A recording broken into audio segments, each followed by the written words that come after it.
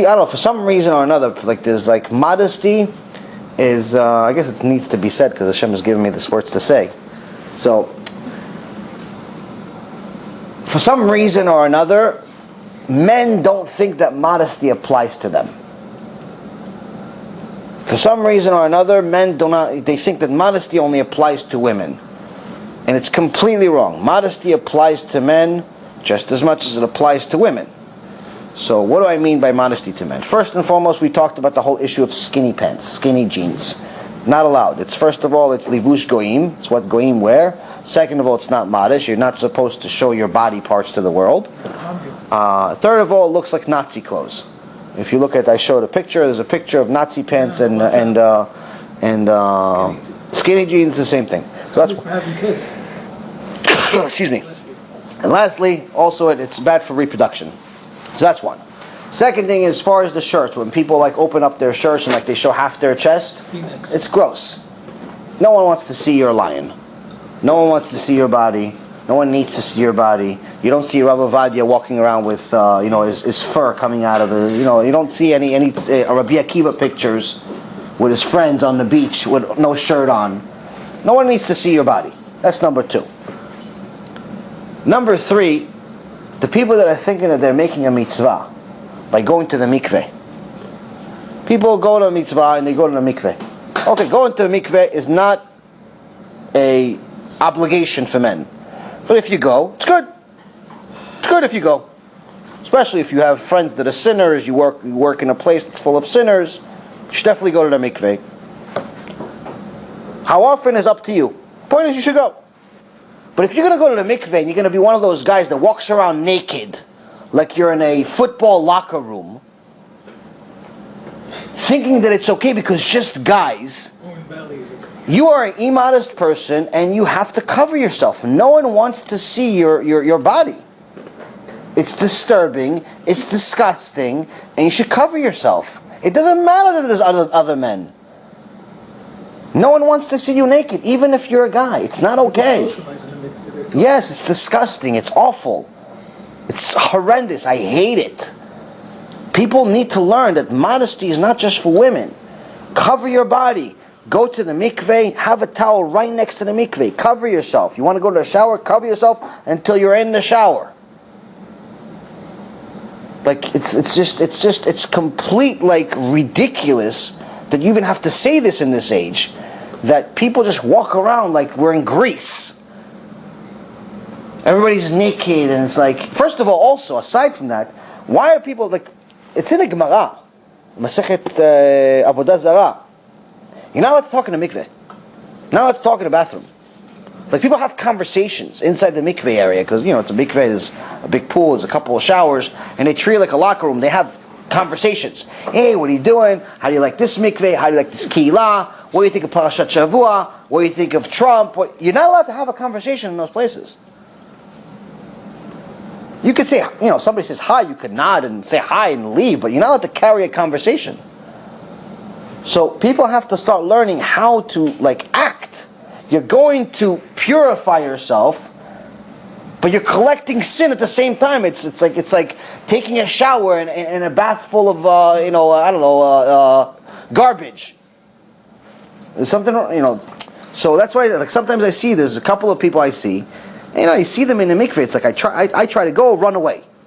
These people are walking around. They think they're they're like one of these underwear models in the Macy's magazine, but without the underwear.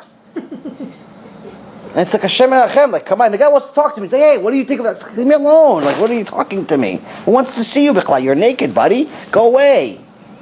Is he making a sin for disgusting you? Don't talk to me, don't look at me, don't touch me. Oh, I had one guy wants to give me a hug in the mikveh. Hey, how are you? Get away from me. First of all, I don't like when people touch me in general. I generally don't like when people touch me. I don't know, I have this thing. No, I'm not like a clean freak. I just don't like, I have a very sensitive body. I have so much pain in my body and so on.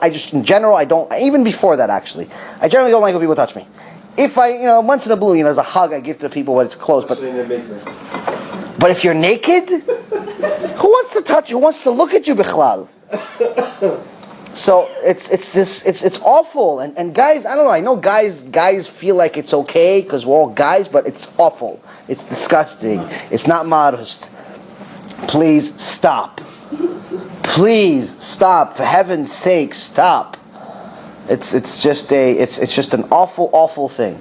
And there's a Gemara with Rabban Gamliel in the Masechet Avodah Zarah, and one of the goyim comes to him and starts asking him questions in the shower and in the bathhouse, and he doesn't answer him. So he said, "How could he not answer?" He asked him heretical type of question, like a heresy about statues and so on. He said, "No, you're not allowed to talk. Not allowed to talk in a bathhouse."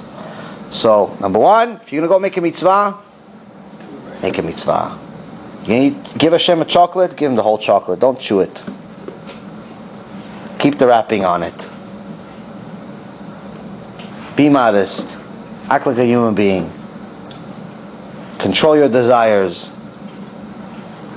Know that if you want something too much, unless it's Torah, it's not good for you. You want women too much, it's not good for you. You want money too much, it's not good for you. You want politics too much, it's not good for you.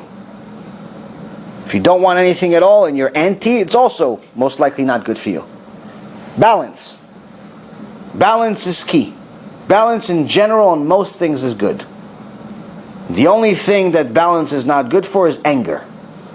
There's no balance in anger. You're not allowed to have anger at all. You have to be extreme. No anger. And that's very hard, but you have to work on it.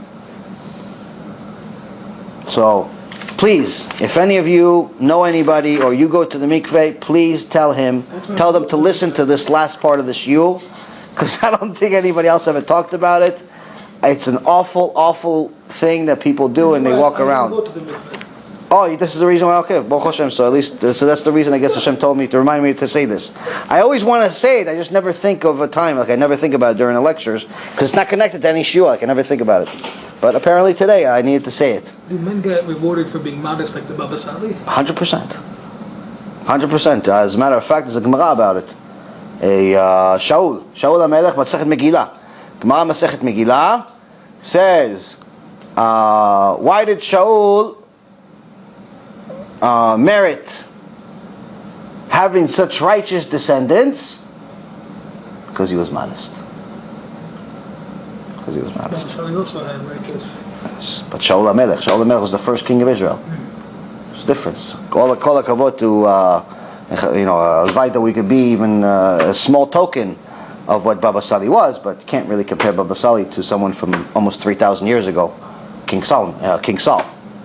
It says that King Saul was so righteous that if he was born after King David and he was going to fight King David, and King David was the king first and Saul wasn't, Hashem would let King Saul win. He never did sin. That's how righteous he was. He sinned at the end of his life. He made a mistake. But nonetheless, he still was extremely modest and extremely righteous.